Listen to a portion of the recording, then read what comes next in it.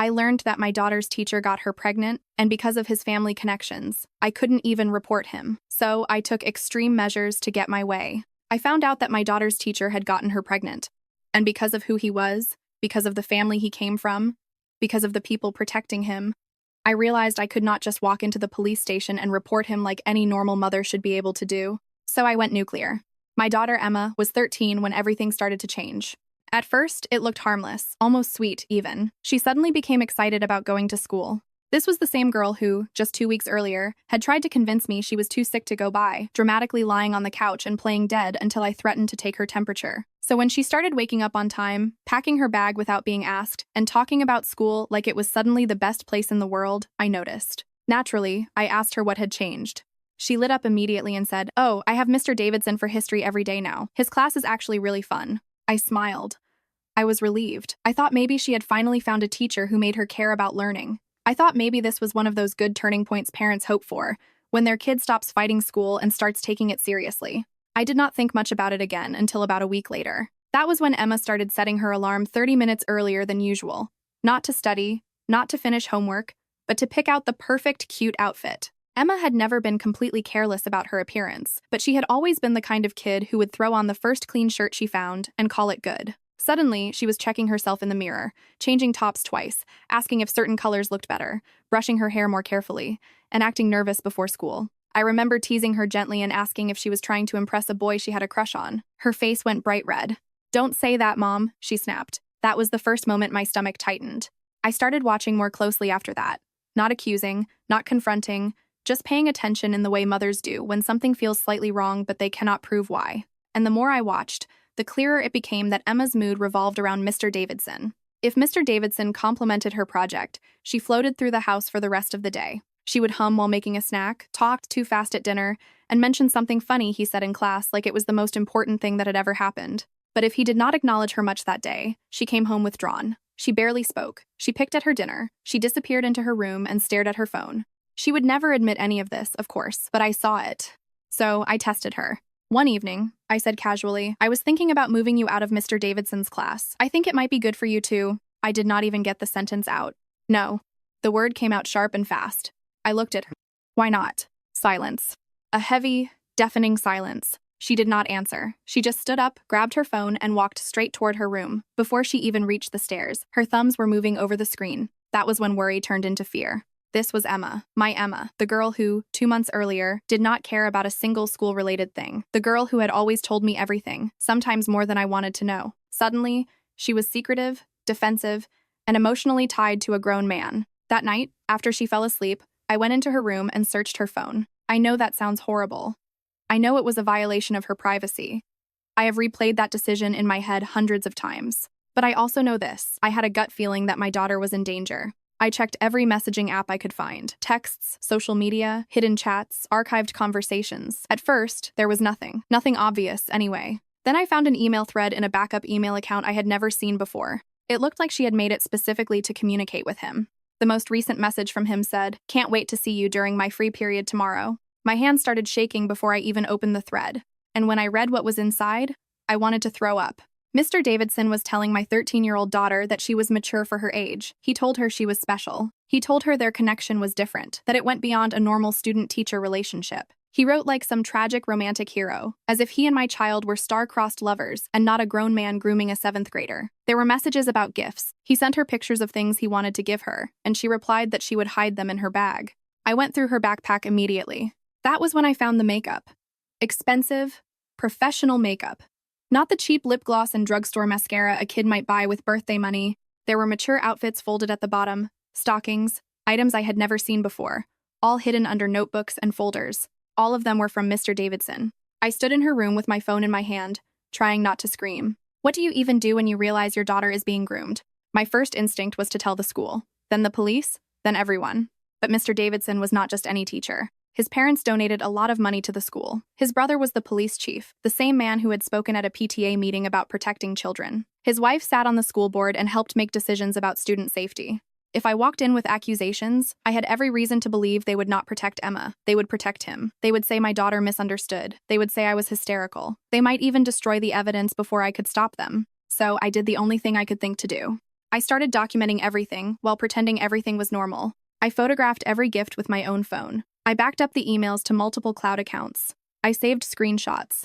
I created folders. I made copies of copies. Then I began volunteering at school without telling Emma why. I watched how he interacted with her. I watched how he positioned himself near her. I watched how his eyes followed her when she walked by. I paid attention to every hallway, every free period, every excuse he seemed to find to be near her. At home, I started watching documentaries with Emma about consent, power, and teachers who harmed students. I brought up news stories about trusted adults who manipulated children. I did it carefully, not directly, not in a way that would make her shut down. I could see something turning in her mind. She would fidget, bite her fingernails, leave halfway through an episode and say she was tired. Sometimes she went quiet for the rest of the night. I thought maybe she was starting to understand. I thought I had time.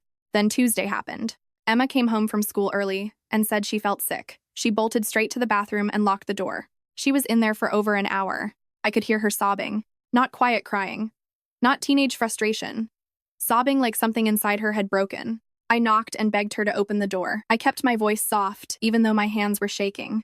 Finally, she unlocked it. I found her curled on the bathroom floor, shaking so hard I thought she might pass out. I dropped beside her and pulled her into my arms. Between gasps, she said, "He said if I loved him, I would. I thought I was ready, but it hurt and he wouldn't stop." The room tilted. Then she pulled away from me and scrambled toward the cabinet under the sink. Her hands were trembling as she pulled something out. A pregnancy test. She held it up. 2 pink lines. I could not breathe. My 13-year-old daughter was holding a positive pregnancy test, and the man responsible was her teacher. The same teacher whose brother ran our police department. The same teacher whose wife sat on the school board. The same teacher whose family had enough influence to make complaints disappear before they were ever taken seriously. I grabbed Emma and held her tight while she sobbed into my shoulder. Her whole body shook with each breath. I needed to get her to a doctor immediately, but I also knew I had to be careful. One wrong move, one report made to the wrong person, one careless phone call, and Davidson's connections could bury us before I had enough evidence to protect her. "Baby," I whispered, stroking her hair. "We need to go to urgent care. I'm going to tell them you have severe stomach pain. Just follow my lead, okay?" Emma nodded weakly against my chest. I helped her to the car while my mind raced through everything I needed to take. Her phone, the gifts, the pregnancy test, any evidence he might try to make disappear. I grabbed all of it and shoved it into my purse. At urgent care, I filled out the paperwork with shaking hands while Emma curled into herself in the waiting room chair. When they called us back, I told the nurse Emma had sudden severe abdominal pain and nausea. The nurse took her vitals, then left us alone in the exam room. "Mom," Emma whispered, tears sliding down her face. "What if they tell?" "Let me handle it, sweetheart," I said. "Just tell the doctor your stomach hurts really badly." Dr. Martinez came in about 10 minutes later. She was young, maybe early 30s, with kind eyes behind wire-rimmed glasses. She examined Emma. She ordered tests. Then she pulled me aside while a nurse stayed with my daughter. "Mrs. Thompson," she said quietly, "the pregnancy test came back positive. Given Emma's age, I am required to file a report." "Please," I interrupted, and my voice cracked. "Please give me 24 hours. Just one day. I need to process this and figure out how to protect my daughter. The man who did this, his brother is the police chief. His wife is on the school board. If you report this right now, they will make it disappear." Dr. Martinez studied my face for a long moment. Then she said, 24 hours. "But you need to understand me. I will be filing that report. Document everything you can in the meantime." Back home, Emma went straight to bed, exhausted from crying. I sat at the kitchen table with my laptop and started building a fortress of evidence. Encrypted folders, cloud backups, screenshots, email exports, photos of every gift, copies saved in places Davidson would never know existed. Then I remembered something from a true crime podcast, recording apps disguised as other apps. I crept into Emma's room while she slept and installed one on her phone. It looked like a calculator app. If Davidson contacted her, pressured her, threatened her, or cornered her at school, I needed proof that could not be explained away. The next morning, Emma refused to get out of bed. "I can't see him, Mom," she whispered. "I can't sit in his class and pretend everything's normal." "You don't have to go today," I said, sitting on the edge of her bed. "I'll call you in sick." But Emma missing his class triggered something in Davidson. By noon, her phone was buzzing nonstop. The messages came from a number I did not recognize. Clearly a burner phone. "Where are you today? I'm worried about you, Emma. Please respond. You know how much I care. Your grade is suffering. You can't afford to miss my class. Don't do something you'll regret. Remember what we talked about." Over the course of the day, the messages shifted from fake concern to obvious threats. I screenshotted everything. Every notification made my stomach twist harder. Emma stayed in her room with the covers pulled over her head, trying to block all of it out. That evening, I made a decision. "I'm taking time off work," I told Emma at dinner. She barely touched her food. I told them it's a family emergency, I continued, and I'm going to start volunteering at school more regularly. Mom, no, she pleaded. He'll know something's wrong. He'll what? I asked gently. Sweetheart, what is he threatening you with? Emma pushed her food around her plate. My grades. My future. He says I need his recommendation for high school honors programs. He says he can make or break my academic career. The manipulation made me sick. He had found exactly what mattered to my straight-A daughter and weaponized it against her. The next day, I volunteered in the main office, filing papers and answering phones. It gave me the perfect view of the hallways without looking suspicious. During third period, Davidson's free period, I saw him texting furiously. Minutes later, Emma appeared in the hallway, walking slowly toward the music wing. I followed at a distance, my heart pounding. Davidson met her near the empty orchestra room. He glanced around, then ushered her inside. I positioned myself where I could see through the small window in the door. He was showing her something on his phone and gesturing intensely. Emma stood with her arms wrapped around herself, nodding mechanically at whatever he was saying. When she came out 10 minutes later, her face was pale and empty. I ducked into a supply closet before Davidson could see me. But I had seen enough. He was still controlling her, even after everything. That night, Emma's best friend Mia called our house phone. The girls never used the house phone anymore, so I knew immediately something was wrong. Mrs. Thompson, Mia said, her voice small. Can I talk to you about Emma? She's scaring me. My heart jumped. What do you mean, sweetie? She won't tell me what's wrong, but she's different. She cries in the bathroom between classes, and Mr. Davidson keeps calling her to his desk during history. Last week, I saw him put his hand on her shoulder, and she just froze. I closed my eyes. Mia, I said carefully, would you and your mom be willing to come over tomorrow? I think we need to talk. Jessica, Mia's mother, came over the next afternoon while Emma was at a doctor's appointment I had scheduled. I did not show them everything. Emma deserved some privacy, but I showed them enough. Jessica's face went white. Oh my God, she breathed. He's been giving Mia special attention too, asking her to stay after class, commenting on her outfits. I thought he was just being friendly. Did he ever? I could not finish the question. No, Jessica said firmly, only because Mia always made excuses to leave. She said he made her uncomfortable, but she couldn't explain why. We agreed to work together. Jessica would document anything Mia witnessed. I would keep gathering evidence from Emma's side. Two families would be harder to silence than one. But Davidson must have sensed the walls starting to close in. That evening, our doorbell rang at 8:30. Emma was doing homework at the kitchen table when I answered it. Mr. Davidson was standing on our porch, holding a folder. Mrs. Thompson, he said with a practiced smile. Emma left an important assignment at school. I thought I'd drop it by since it's worth a significant portion of her grade. Thank you, I said, not moving from the doorway. You can leave it with me. His smile faltered. I'd really like to explain the assignment to Emma directly. It's quite complex. That won't be necessary. We stared at each other for a long moment. For just a second, his mask slipped. I saw calculation in his eyes, not concern, not professionalism, calculation. Then he handed me the folder. Of course, he said. Please make sure Emma understands the importance of completing all her work. Her future depends on maintaining her excellent academic record. The threat was clear. After he left, I opened the folder. Tucked inside was a note. Emma's college recommendations depend on her continued excellence in all areas.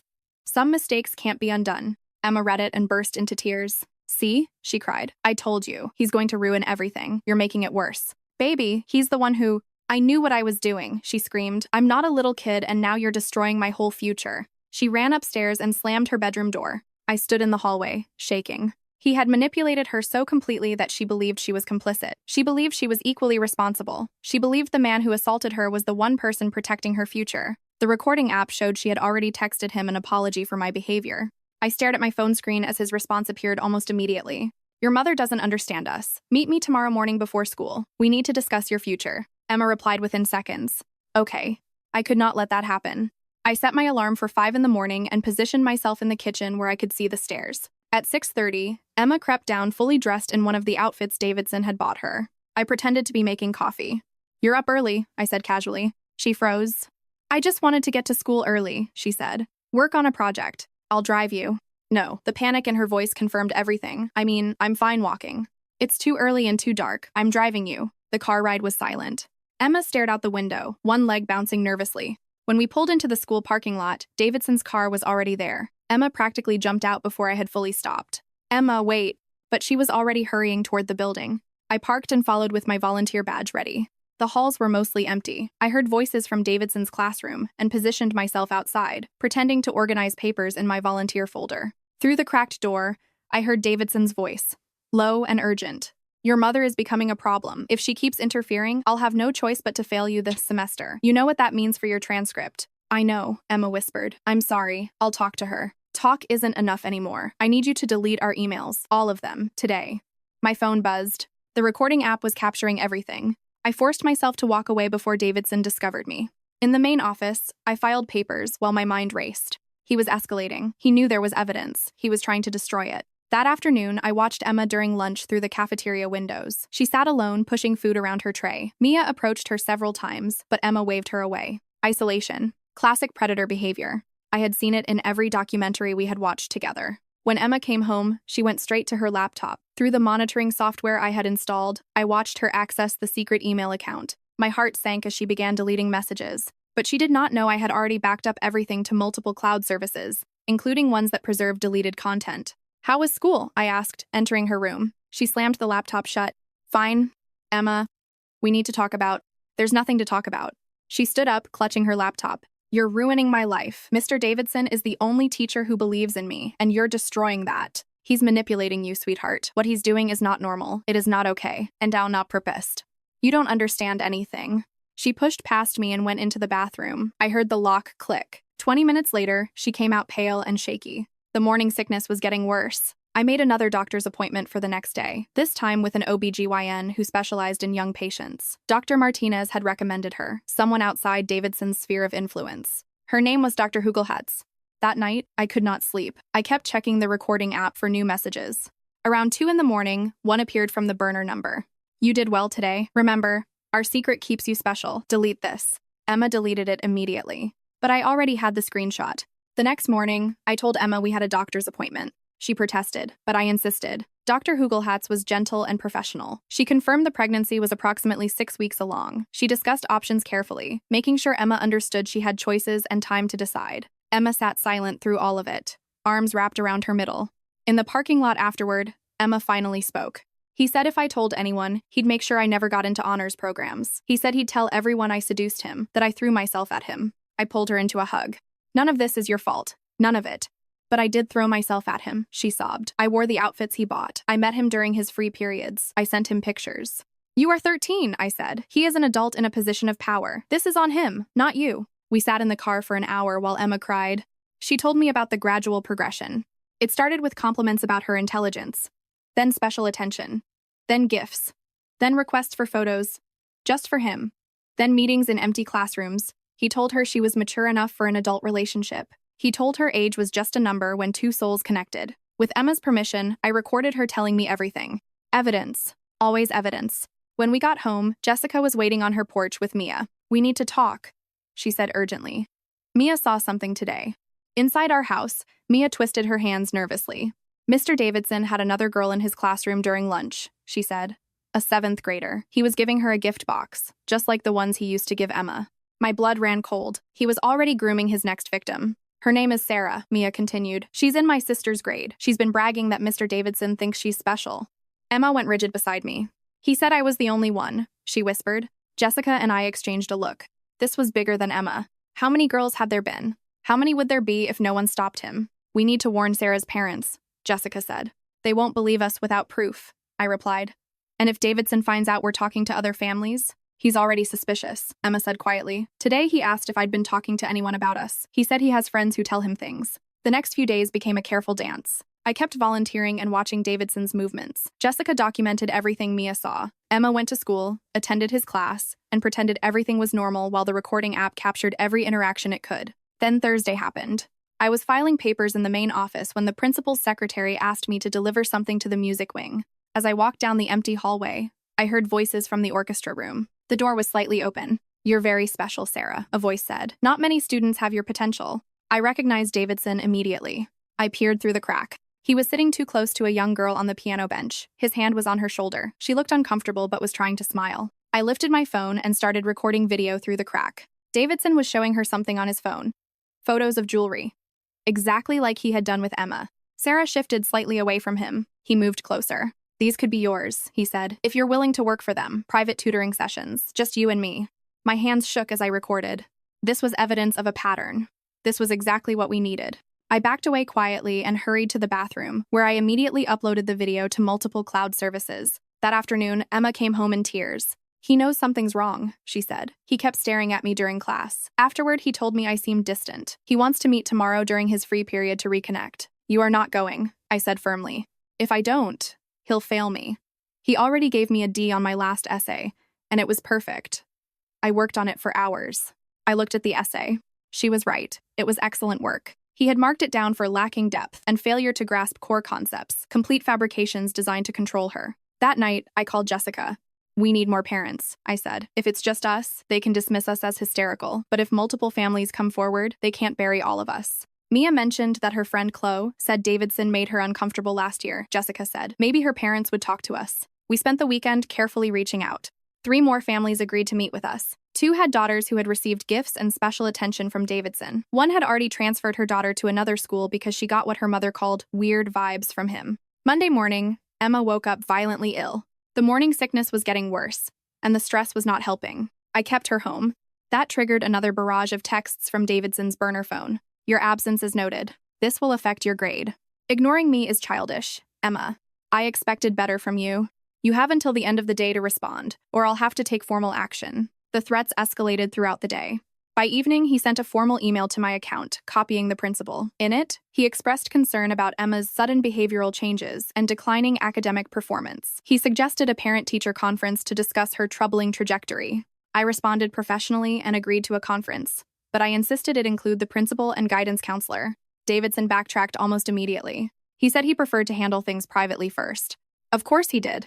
On Tuesday, Emma returned to school. I watched from my volunteer post as she walked into his classroom. Through the window, I saw him gesture for her to approach his desk while the other students filed in. He leaned close and spoke quietly. Emma nodded mechanically and returned to her seat. The recording app later showed what he had told her. "Your mother is making things difficult. If she requests that conference with administration, I'll have to share some concerns about your behavior. The photos you sent me, for instance. The administration takes a dim view of students who pursue teachers. The victim blaming made me sick, but it also made me more determined." That afternoon, something unexpected happened. The school nurse called me. "Mrs. Thompson, Emma collapsed in PE class. We've called an ambulance." I raced to the hospital, my heart pounding so hard I could barely hear anything else. Emma was conscious but pale, hooked up to IV fluids. The doctor explained she was dehydrated and showing signs of severe stress. Blood tests confirmed the pregnancy and showed concerning hormone levels. "She needs to avoid stress," the doctor said. "Whatever is going on, it is affecting her physical health." Emma squeezed my hand. "I can't do this anymore, Mom," she whispered. "I can't pretend everything's okay. I can't sit in his class knowing." She touched her stomach lightly and stopped speaking. That was when I knew we could not wait. Davidson's psychological torture was literally making my child sick. But I also knew we needed one more piece of evidence, something undeniable, something even his connections could not explain away. "Emma," I said carefully, "would you be willing to wear a wire?" She looked at me with frightened eyes. "What do you mean?" "A small recording device. If he says anything incriminating, we'll have it clearly. He's too careful at school. He only says the worst things when he thinks you're alone." "He only says things when we're alone," she whispered. "Then we create that opportunity," I said, "but safely, with me nearby." Emma was quiet for a long time. Then she nodded. "Okay, but how?" "I've been thinking about it," I said. "You'll ask to meet him at the coffee shop on Main Street. A public place. Lots of witnesses. Tell him you need to talk about your grades, that you're worried about your future. I'll be at the next table. He won't like meeting in public. Then he'll suggest something else," I said. "Either way, we'll have him on recording making that suggestion." We went home that night with a plan. Emma texted Davidson from her regular phone, the one he did not know I was monitoring. "Can we talk? I'm really worried about my grades. Could we meet at the coffee shop after school tomorrow?" His response came quickly. "Coffee shops are too public. Come to my classroom after school." Emma replied exactly as we had discussed. "My mom is picking me up right after school. Coffee shop is the only time I can meet." There was a long pause. Then he answered. "Fine. 4 p.m. Come alone." The next day, Jessica was already stationed in the coffee shop by 3:30, pretending to work on her laptop. I arrived at 3:45 and sat 2 tables away, with my back to Emma's meeting spot. Emma walked in at exactly 4, wearing the small recording device I had bought online. Davidson arrived 5 minutes late. He scanned the shop carefully before sitting down. I could hear their conversation through the earpiece connected to Emma's wire. "This is highly inappropriate, Emma," he began. "Meeting like this could be misunderstood." "I'm just worried about my grades," Emma said. Her voice was shaky but determined. "You said my last essay was terrible, but I worked really hard on it. Your work has been declining since you started pulling away from me. You know what you need to do to fix this." "What do you mean?" He sighed impatiently. Don't play dumb, Emma. You were so eager before, so willing. Now you act like what we have is wrong. My mom says, your mother is poisoning your mind. What we have is special. Age doesn't matter when two souls connect. You said you understood that. I'm 13, Emma said quietly. Age is just a number. You're mature for your age. That's why I chose you. My hands clenched into fists under the table. He had just admitted it. He chose her. He pursued her. He knew exactly what he was doing. But the baby, Emma started. What baby? His voice turned sharp. Emma, what are you talking about? There was silence. I could hear Emma breathing fast through the wire. Answer me, Davidson demanded. What baby? I'm pregnant, Emma whispered. I heard a chair scrape. Through my peripheral vision, I saw Davidson lean across the table. You're lying, he hissed. You're trying to trap me. I'm not lying. The doctor confirmed it. Then you'll take care of it. I'll pay for it. No one needs to know. I already told my mom. Davidson's hand shot across the table and grabbed Emma's wrist. You did what? Let go, Emma said louder. You're hurting me. Do you have any idea what you've done? My career, my family? Let go of her. I stood up and turned to face them. Davidson released Emma's wrist. His face cycled through shock, rage, and calculation. Red marks were already forming on Emma's skin where he had gripped her. This is a setup, he said, standing. You're trying to frame me. Frame you for what? I asked calmly. For pursuing my 13-year-old daughter? For getting her pregnant? For threatening her grades if she did not comply? Other customers were staring now. Jessica had her phone out and was recording everything. Davidson noticed and took a step back. I'll have your daughter expelled, he said quietly. I'll make sure she never gets into any decent school. I'll ruin both of you. Try it, I said. We have everything. The emails, the texts, the gifts, the recordings, everything. His face went pale. Without another word, he turned and left the coffee shop. Emma collapsed against me, sobbing. I held her tight while Jessica called the police. Not the local department, the state police. We bypassed Davidson's brother completely. That night, Emma's wrist bruised into a clear handprint. I photographed it from every angle. The recording from the wire was crystal clear. Davidson admitting he chose her. Davidson telling her age did not matter. Davidson trying to pressure her into ending the pregnancy. Davidson threatening us, but I knew it was not over. Davidson had too much to lose. He would fight back with everything he had. And Emma was already paying the price, physically and emotionally. The real battle was only beginning. The state police arrived within 30 minutes. 2 detectives in unmarked cars pulled up outside the coffee shop. Their approach was professional and methodical. Detective Margaret Chen introduced herself, while her partner, Theodore Marks, began taking statements from witnesses. Through the window, I saw Davidson sitting in his car, frantically typing on his phone. His face had drained of color. Emma trembled beside me as Detective Chen examined her wrist and photographed the bruises from multiple angles. The detective's expression stayed neutral, but I saw the tightening around her eyes. She had seen this before. We'll need you both to come to the station, Detective Chen said quietly. We have a special interview room for cases like this. At State Police Headquarters, Emma underwent a forensic interview with a trained specialist while I handed over every piece of documentation I had collected. Encrypted folders, screenshots, recordings, photos, emails, gift evidence, the pregnancy test, everything. Detective Marks cataloged each piece methodically, his fingers moving quickly across the Kyower board as he created the official record. This is extensive documentation, he said, looking up from the screen. You did excellent work preserving evidence. The interview lasted 4 hours. When Emma came out, she looked exhausted, but somehow lighter, as if telling trained professionals had lifted a weight she had been forced to carry alone. The specialist explained that they had enough for an immediate arrest warrant. That night, Davidson was arrested at his home. Jessica texted me a photo someone had already posted on the neighborhood Facebook page, Davidson being let out in handcuffs while his wife stood in the doorway, her face frozen in shock. The arrest happened at 9 o'clock at night, in full view of the neighbors. The next morning, the school exploded with rumors. I kept Emma home while the investigation expanded. Detective Chen called to tell us Davidson's work computer had been seized, along with his personal devices. Investigators had found deleted photos and messages to multiple students spanning 3 years. Sarah's parents called me that afternoon, their voices shaking. Their daughter had finally admitted Davidson had been grooming her too. He had shown her jewelry. He had asked her to come to private tutoring sessions. He had told her she was special. By that evening, 2 more families had come forward. The pattern was always the same. Compliments, gifts, requests for secrecy, gradual escalation, isolation, threats disguised as concern. Davidson's brother, the police chief, tried to intervene. He showed up at the state police headquarters and demanded access to the case files, claiming jurisdiction. Detective Chen calmly informed him that he had been recused because of a conflict of interest. When he persisted and threatened to make calls to people who matter, she had security escort him out. The school board held an emergency meeting. Davidson's wife sat silently in the back row while parents demanded answers. How had this gone unnoticed? Why had the administration ignored concerns? Why had no one protected the girls? The principal admitted that several teachers had mentioned Davidson's overly friendly behavior with female students, but without concrete evidence, they had dismissed it as his enthusiastic teaching style. Enthusiastic teaching style. That phrase still makes me angry. Emma's condition worsened over the following days. The stress triggered severe morning sickness and cramping. Dr. Hugelhatz monitored her closely and was concerned about the viability of the pregnancy, given Emma's age and emotional state. I held Emma's hand through ultrasounds and blood draws, watching my daughter endure consequences no 13-year-old should ever have to face. The prosecutor assigned to the case was Margaret Sullivan, a woman who specialized in crimes against children. She met with us and explained the charges: sexual abuse of a minor, abuse through a position of authority, sexual exploitation, witness intimidation, and evidence tampering. The deleted messages and photos had been recovered.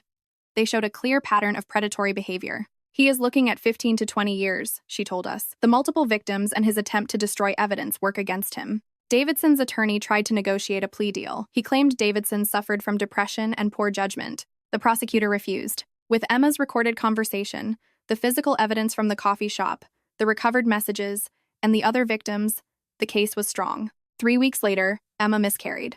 The cramping started during breakfast. By lunch, we were at the hospital. She gripped my hand while the doctor confirmed what we both already knew was happening. Emma sobbed, not from simple sadness, but from a complicated mix of relief and guilt. I helped her understand that every feeling she had was normal. There was no right way for a child to feel after trauma like that. Your body knew what was best, Dr. Hugelhatz explained gently. This can happen in young pregnancies, especially under severe stress. The miscarriage became part of the criminal case, evidence of the physical and emotional trauma Davidson had inflicted. Emma struggled with the fact that her most private pain had become legal documentation, but she understood why it mattered. More victims emerged during the investigation. A former student, now in college, contacted the prosecutor after seeing Davidson's arrest online. She had been too scared to report him 4 years earlier, when he cornered her after school and touched her inappropriately. Her testimony established that Davidson's pattern went back to when he first started teaching. Then Davidson's wife filed for divorce and moved in with her sister. She found a hidden folder on their shared home computer. Inside were hundreds of photos of female students. Some were clearly taken without their knowledge during class. She turned everything over to prosecutors. Whatever loyalty she had left was gone. The trial date was set for 6 months later. Emma began therapy with a specialist in trauma and adolescent abuse. The sessions were hard. She had to confront how thoroughly Davidson had manipulated her, how he had weaponized her academic ambitions, her need for approval, her trust in authority, and her desire to be seen as special. Some days she came home angry. Some days she came home in tears, but slowly she began to heal. I returned to work, but I took every Friday off for Emma's appointments and case meetings. My boss understood. She had a daughter Emma's age herself. The school district placed Davidson on unpaid leave and began implementing new oversight policies. Mandatory reporting training, clear guidelines about teacher-student interactions, new procedures for complaints, more oversight around one-on-one meetings. Jessica became our closest ally. She attended every court hearing, she took notes, she helped coordinate with the other families. When Emma felt too overwhelmed to face school, Mia brought her assignments and sat with her. Their friendship changed during that time.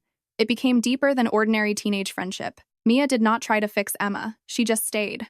The trial lasted 2 weeks. Emma testified by closed-circuit video so she would not have to face Davidson directly. She spoke clearly about the grooming, the gifts, the escalating physical contact, the threats, the assault that resulted in pregnancy. Her voice shook, but she never wavered from the truth. Davidson took the stand in his own defense. He claimed the relationship was consensual. He claimed Emma had pursued him. The prosecutor dismantled him piece by piece. She presented the emails where he called Emma special, the texts threatening her grades, the recording where he admitted he had chosen her, the messages telling her to delete evidence, the proof of other students, the recovered files, the video of him grooming Sarah in the orchestra room. When confronted with the evidence of multiple victims, Davidson finally broke down. The jury deliberated for 3 hours. Guilty on all counts. Davidson's face crumpled as the verdict was read. His brother sat in the back row in his police uniform, which felt like a bitter irony in that courtroom. The judge ordered Davidson remanded immediately and denied bail pending sentencing. At sentencing, Emma provided a victim impact statement. She spoke about the theft of her innocence, the manipulation of her trust, the physical trauma, the emotional damage, the fear, the shame he had convinced her to carry, even though none of it belonged to her. Other victims spoke too. One after another, voices Davidson had tried to silence filled the courtroom. The judge sentenced him to 15 years in prison with lifetime registration as a sex offender and no possibility of early release. The courtroom erupted in quiet sobs of relief from families who had fought for justice. The school district settled out of court for enough to cover Emma's therapy and future educational needs. They implemented comprehensive policy changes and mandatory training for all staff. The principal retired early. His failure to protect students ended his career. Emma returned to school the following year in a different district. At first, she struggled. She flinched when male teachers called on her. She panicked when a teacher asked her to stay after class, even for innocent reasons. She sat near exits. She kept her phone close. She needed time to believe that school could be safe again. But gradually, she found her confidence. Her grades recovered. She joined the debate team and discovered that she had a voice, a powerful one, especially in structured arguments about justice, ethics, and accountability. I trained as a court advocate for abuse victims. Using everything we had survived, I began helping other families navigate a system that can feel impossible when you are scared, overwhelmed, and up against powerful people. In our first year, I helped 15 families preserve evidence, understand their rights, and avoid the mistakes predators count on victims making. Sometimes Emma spoke at training sessions too. Her story helped other parents recognize warning signs: special attention, secrecy, gifts, academic pressure, isolation, and adults who make children feel responsible for adult choices. Davidson's brother eventually resigned as police chief after an investigation revealed that he had dismissed 3 previous complaints about his brother. The new chief implemented mandatory training on handling abuse cases and conflicts of interest. Years passed. Emma graduated high school with honors. Her college essay was about resilience and the importance of speaking truth to power. She chose a school 3 states away because she needed distance. She needed room to build a life that was fully hers. I drove her to campus. We both cried when we hugged goodbye. But not because we were sad. We cried because she had made it there. Because Davidson had tried to destroy her future, and he had failed. Today, Emma studies psychology. She plans to specialize in adolescent trauma therapy. She texts me almost every day, sharing small victories and occasional setbacks. In therapy, she learned that healing is not linear. Some days are harder than others. Some memories still hurt. Some triggers still surprise her. But she also learned that survival itself is a kind of victory. I keep a photo of Emma on my desk from graduation day. Her mortarboard is slightly crooked. Her smile is real. Behind that photo is a folder full of thank you notes from families we have helped. Davidson stole so much from my daughter. He stole her trust. He stole her sense of safety. He stole pieces of her childhood that she should have been allowed to keep. But he did not steal her future. That belongs to Emma alone.